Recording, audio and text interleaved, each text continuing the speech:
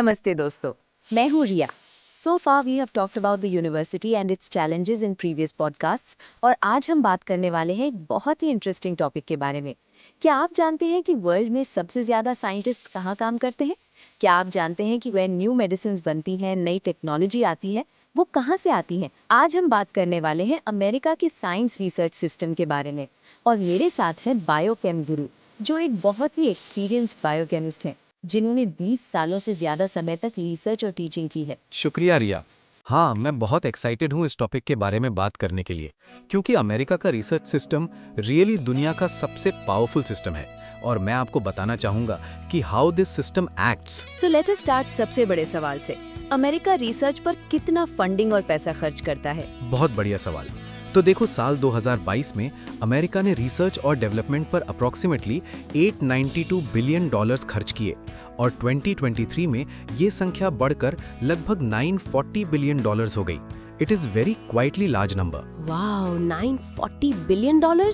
ये तो इतना बड़ा अमाउंट है कि समझ ही नहीं आता। बिल्कुल, लेकिन ये सब पैसा एक सोर्स से नहीं आता, इसके अलग अलग सोर्सेज हैं। सबसे बड़ा हिस्सा लगभग 78% ये प्राइवेट कंपनीज से आता है, यानी कि वो कंपनीज जो बिजनेस करती हैं, सेल फोन्स बनाती हैं, मेडिसिन्स बनाती हैं, वे इस पैसे को खर्च करती हैं। तो बाकी 22% कहाँ से आता है? बाकी पैसा फेडरल गवर्नमेंट से आता है, यानी सरकार के अलग अलग एजेंसीज जैसे कि NIH, जिसे नेशनल इंस्टीट्यूट्स ऑफ हेल्थ कहते हैं, NSF या नेशनल साइंस फाउंडेशन और नासा जैसी एजेंसीज, ये सभी रिसर्च के लिए सरकारी पैसा देते हैं। अरे, NSF के बारे में बताइए, इसका बजट कितना होता है? NSF का बजट 2024 में लगभग $9.06 बिलियन था, सिर्फ एक एजेंसी का, और ये पैसा पूरे अमेरिका में 1900 से ज्यादा ऑर्गेनाइजेशंस को दिया जाता है। 1621 कॉलेजेस और यूनिवर्सिटीज को फंडिंग मिलती है NSF से। वाह, तो इतने सारे इंस्टीट्यूट्स को एक ही एजेंसी सपोर्ट करती है? हाँ, और NSF सिर्फ एक एजेंसी है, NIH तो और भी बड़ी है। NIH के ग्रांट्स 2500 से भी ज्यादा इंस्टीट्यूशंस तक पहुंचते हैं, यानी बायोमेडिकल रिसर्च के लिए सरकार बहुत सारी जगहों को फंडिंग दे रही है। तो ये डाइवर्सिटी है फंडिंग में। बिल्कुल, और यही अमेरिका के रिसर्च सिस्टम को इतना पावरफुल बनाता है। गवर्नमेंट, प्राइवेट सेक्टर और फिलैंथ्रोपिक ऑर्गेनाइजेशंस सभी मिलकर रिसर्च को सपोर्ट करते हैं। अब मुझे ये बताइए कि कितने साइंटिस्ट्स और रिसर्चर्स असल में काम करते हैं अमेरिका में? ये एक बहुत ही इंटरेस्टिंग नंबर है। NSF के अकॉर्डिंग NSF फंडेड एक्टिविटीज से 3,50,000 से भी ज्यादा रिसर्चर्स, एंटरप्रेन्योर्स, स्टूडेंट्स और टीचर्स को सपोर्ट मिलता है, और ये सिर्फ NSF से जुड़े लोग हैं। सिर्फ NSF से? यानी कि बाकी एजेंसी से और भी ज्यादा लोग हैं? बिल्कुल, NIH के थ्रू 3 लाख से भी ज्यादा रिसर्चर्स को फंडिंग मिलती है, और इसके अलावा 1500 से भी ज्यादा ग्रेजुएट स्टूडेंट्स और पोस्ट डॉक्स को भी सपोर्ट मिलता है। पोस्ट डॉक का मतलब क्या होता है बायोकेम गुरु? अच्छा, पोस्ट डॉक का मतलब है पोस्ट डॉक्टोरल रिसर्चर। जब कोई अपनी PhD पूरी कर लेता है, अपनी डॉक्टोरल डिग्री पूरी कर लेता है, तो फिर वो पोस्ट डॉक्टोरल रिसर्च करता है, यानी कि रिसर्च करते हुए अपनी एक्सपर्टीज को और भी बेहतर बनाता है, नई स्किल सीखता है। अरे, तो ये तो 3 साल की और भी एडवांस डिग्री है। हाँ, कुछ ऐसा ही। ये डॉक्टोरल डिग्री के बाद की एक ट्रेनिंग पीरियड होती है। अब प्राइवेट कंपनीज में तो और भी ज्यादा रिसर्चर्स हैं। 23 मिलियन लोग सिर्फ बिजनेस सेक्टर में R&D करने वाली कंपनीज में काम करते हैं। 23 मिलियन? ये तो पूरे भारत के कुछ सिटीज का पॉपुलेशन है। हाँ, और ये सभी रिसर्चर्स, इंजीनियर्स और सपोर्ट स्टाफ हैं। तो अगर आप सभी को मिला दो, government funded researchers, university researchers, private sector researchers, तो लगभग 1.89 मिलियन टोटल रिसर्चर्स हैं अमेरिका में। तो अमेरिका में रिसर्चर्स की कोई शॉर्टेज नहीं है? नहीं, बिल्कुल नहीं। और इसका एक बहुत बड़ा कारण ये है कि बहुत सारे अलग अलग देशों से टैलेंटेड स्टूडेंट्स अमेरिका चली जाती हैं। 2024-25 में अमेरिका में 4,88,000 से भी ज्यादा इंटरनेशनल ग्रेजुएट स्टूडेंट्स हैं। अरे, 4,88,000 यानी ग्लोबल टैलेंट को अट्रैक्ट करना। बिल्कुल, ये ब्रेन गेन कहलाता है। जब आप बेस्ट टैलेंट्स को अपनी देश में इनवाइट करते हो, तो वो एक काइंड का ब्रेन गेन होता है। और इन इंटरनेशनल स्टूडेंट्स में से करीब 57% स्टेम फील्ड्स में है, मतलब साइंस, टेक्नोलॉजी, इंजीनियरिंग और मैथमेटिक्स। तो शिक्षार्थियों की संख्या कितनी है अमेरिका में? अमेरिका में लगभग 3.1 मिलियन ग्रेजुएट स्टूडेंट्स हैं स्प्रिंग 2025 के अकॉर्डिंग, और इनमें से लगभग 6,23,849 स्टूडेंट्स डॉक्टोरल डिग्रीज के लिए परस्यू कर रहे हैं, यानी कि पीएचडी के लिए। और इन सभी को फंडिंग मिलती है? हाँ, बहुत सारे को मिलती है। एनएसएफ के पास एक बहुत ही फेमस प्रोग्राम है, NSF graduate research fellowship program. ये प्रोग्राम हर साल लगभग 2000 रिसर्च बेस्ड ग्रेजुएट स्टूडेंट्स को सपोर्ट करता है। ये स्टूडेंट्स को स्टाइपेंड मिलता है, ट्यूशन कवर होती है और उन्हें रिसर्च करने का मौका मिलता है। तो ग्रेजुएट स्टूडेंट्स को रिसर्च का एक्चुअल एक्सपीरियंस मिलता है? हाँ, बिल्कुल। और यही अमेरिका के रिसर्च सिस्टम की एक खास बात है। स्टूडेंट्स को सिर्फ क्लासरूम में नहीं पढ़ाया जाता, उन्हें डायरेक्टली रिसर्च में इन्वॉल्व किया जाता है। वे अपने प्रोफेसर्स के साथ काम करते हैं, नई डिस्कवरीज में कंट्रीब्यूट करते हैं। अब मुझे बताइए कि अमेरिका के पास कितने रिसर्च फैसिलिटीज हैं? अरे, ये तो एक बहुत ही विशाल नेटवर्क है। अमेरिका में हजारों मेजर रिसर्च फैसिलिटीज हैं, यूनिवर्सिटी लैब से लेकर नेशनल लेबोरेटरीज तक। जैसे कि लॉरेंस बर्कले नेशनल लैब एक बहुत ही फेमस फैसिलिटी है। नेशनल लेबोरेटरी, ये क्या चीज है? नेशनल लेबोरेटरीज वो हैं जहां बहुत बड़े, बहुत कॉम्प्लेक्स रिसर्च प्रोजेक्ट्स होते हैं, जैसे कि physics research, material science research, energy research. ये फेडरल गवर्नमेंट के द्वारा फंड किए जाते हैं।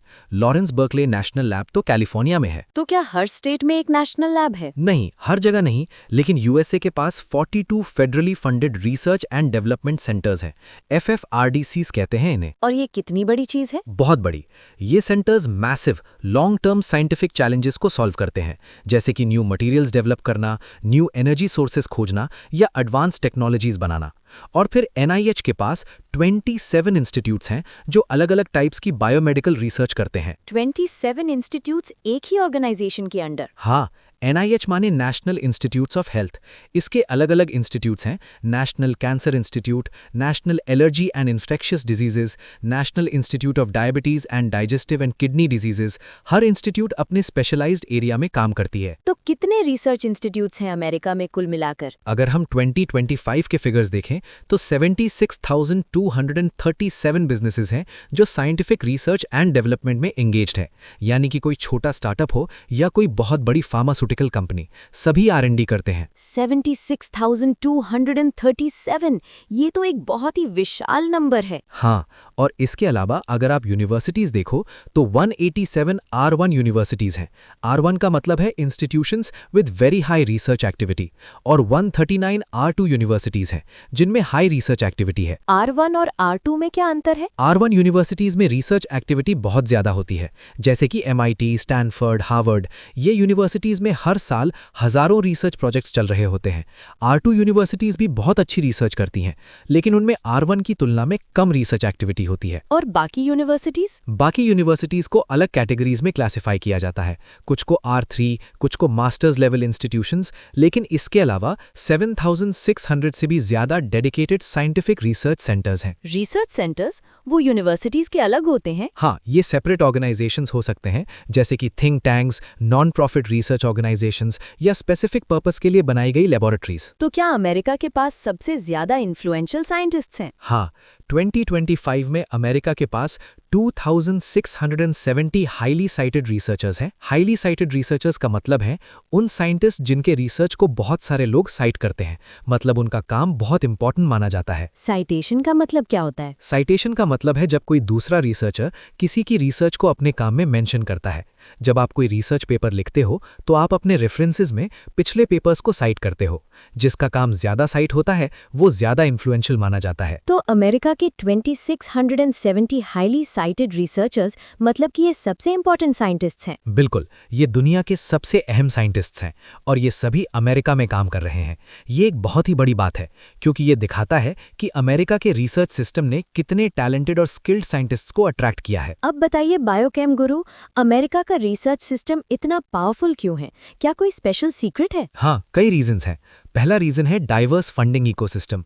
अमेरिका में रिसर्च को डिफरेंट सोर्सेज से फंडिंग मिलता है, फेडरल गवर्नमेंट से, स्टेट गवर्नमेंट से, प्राइवेट इंडस्ट्री से और फिलैंथ्रोपिक ऑर्गेनाइजेशन से। ये डाइवर्सिटी एक बहुत बड़ी स्ट्रेंथ है। If you like this podcast, please like, share and subscribe to my channel. Philanthropic organisations वो कौन होते हैं? फिलैंथ्रोपिक ऑर्गेनाइजेशंस का मतलब है चैरिटेबल ऑर्गेनाइजेशंस, फाउंडेशंस जो रिसर्च को सपोर्ट करते हैं। जैसे कि bill and Melinda Gates foundation, Ford foundation. ये ऑर्गेनाइजेशंस अपना पैसा रिसर्च में लगाते हैं। तो अगर एक सोर्स से फंडिंग कम हो जाए तो दूसरे से आ जाए। बिल्कुल, यही तो एडवांटेज है।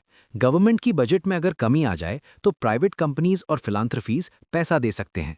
इससे रिसर्च इंटरप्टेड नहीं होती। और दूसरा रीजन क्या है? दूसरा रीजन है यूनिवर्सिटी रिसर्च इंटीग्रेशन। अमेरिका में एक स्पेशल मॉडल है जिसे मल्टीवर्सिटी कहते हैं। इसमें यूनिवर्सिटीज सिर्फ टीचिंग करती नहीं बल्कि कटिंग एज रिसर्च भी करती हैं। तो स्टूडेंट्स को रिसर्च का एक्सपीरियंस मिलता है। हाँ, स्टूडेंट्स अपने प्रोफेसर्स के साथ काम करते हैं। वे क्लासरूम में सीखते हैं, फिर लैब में जाकर एक्चुअल रिसर्च करते हैं। ये लर्निंग बाय डूइंग कहलाता है और इससे नेक्स्ट जनरेशन के साइंटिस्ट्स बनते हैं। अरे, ये तो बहुत स्मार्ट अप्रोच है। बिल्कुल। और तीसरा रीजन है ग्लोबल टैलेंट अट्रैक्शन। अमेरिका में बहुत सारे कंट्रीज के स्टूडेंट्स आते हैं। 4,88,000 इंटरनेशनल ग्रेजुएट स्टूडेंट्स हैं और 57% स्टेम में है। तो दुनिया की बेस्ट टैलेंट अमेरिका में आती है। हाँ, ये एक ब्रेन गेन है और जब आपके पास वर्ल्ड क्लास टैलेंट है तो आपकी रिसर्च भी वर्ल्ड क्लास होगी। चौथा रीजन है इंटेलेक्चुअल प्रॉपर्टी प्रोटेक्शन। अमेरिका में बहुत स्ट्रॉन्ग लॉज हैं जो इंटेलेक्चुअल प्रॉपर्टी को प्रोटेक्ट करते हैं। इंटेलेक्चुअल प्रॉपर्टी प्रोटेक्शन ये क्या है? अगर आप कोई नया आइडिया खोजते हो या कोई नई प्रोसेस डेवलप करते हो तो कानून तुम्हें उसका ओनरशिप दे देता है। इसे पेटेंट कहते हैं। पेटेंट तुम्हें एक्सक्लूसिव राइट्स देता है कि तुम अपने इन्वेंशन को दूसरों को बिना परमिशन के नहीं करने दे सकते। तो ये इनोवेशन को एनकरेज करता है। बिल्कुल, अगर साइंटिस्ट्स को पता है कि उनके काम को लीगल प्रोटेक्शन मिलेगा तो वे ज़्यादा इनोवेटिव होते हैं, ज़्यादा नए आइडियाज सोचते हैं। पांचवा रीजन है इंडस्ट्री एकेडमिया सिनर्जी। सिनर्जी का मतलब? सिनर्जी का मतलब है कोऑपरेशन, कोलैबोरेशन। अमेरिका में यूनिवर्सिटीज और प्राइवेट कंपनीज आपस में बहुत काम करती हैं। यूनिवर्सिटी में साइंटिस्ट्स कोई नई डिस्कवरी करते हैं, फिर कंपनीज उसे एक एक्चुअल प्रोडक्ट में कन्वर्ट कर देते हैं। तो रिसर्च से एक्चुअल प्रोडक्ट्स बनते हैं। हाँ, ये बहुत महत्वपूर्ण है। बहुत सारे कंट्रीज में रिसर्च तो होती है लेकिन उसे कमर्शलाइज नहीं किया जाता। अमेरिका में रिसर्च डायरेक्टली इनोवेशंस में कन्वर्ट होती है। New medicines, new technologies, new startups. और ये कैसे होता है? साइंटिस्ट्स को यूनिवर्सिटीज में फंडिंग मिलते हैं। वे रिसर्च करते हैं। जब कोई प्रॉमिसिंग रिजल्ट आती है तो प्राइवेट कंपनीज भी उसमें इन्वेस्ट करते हैं।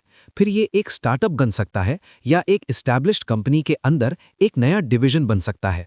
तो क्या अमेरिका को कोई चैलेंज है? क्या कोई दूसरा देश भी अच्छा रिसर्च कर रहा है? हाँ, ये एक बहुत ही इंपॉर्टेंट पॉइंट है।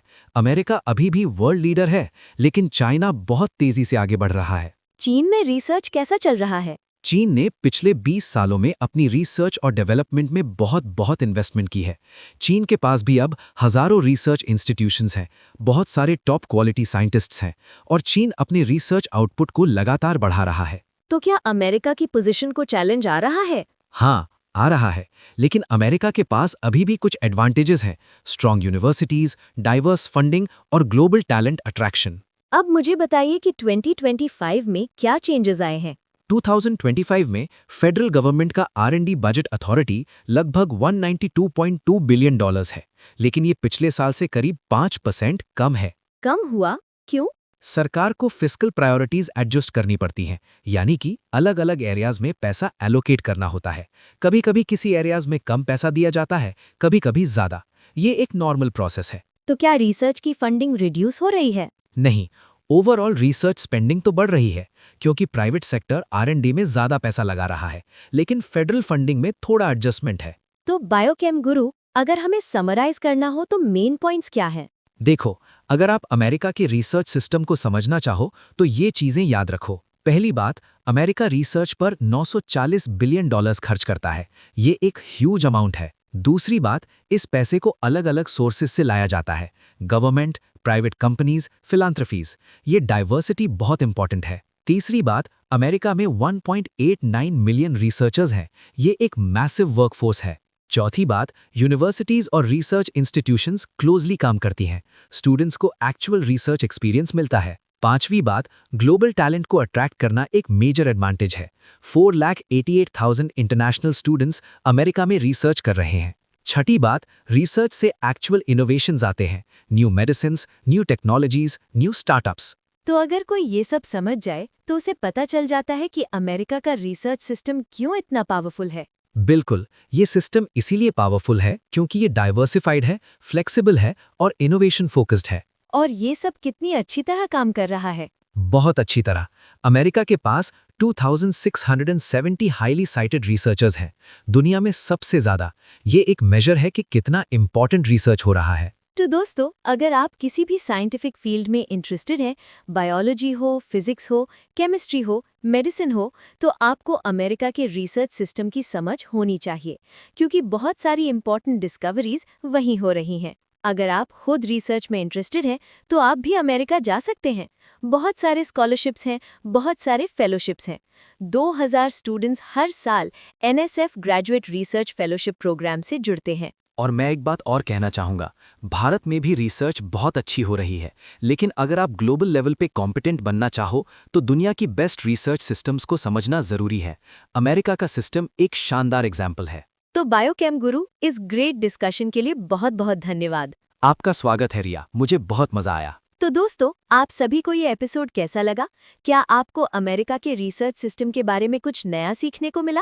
अगर आप किसी और टॉपिक पर बात सुनना चाहते हो, मे बी बायोलॉजी का कोई टॉपिक, केमिस्ट्री का कोई टॉपिक, तो हमें कमेंट करके बताइए। तब तक के लिए स्टे क्यूरियस, स्टे लर्निंग और रिसर्च को सपोर्ट करते रहिए। ये हमारे फ्यूचर को शेप करती है। बहुत बहुत धन्यवाद। If you like this podcast, please like, share, and subscribe this my channel.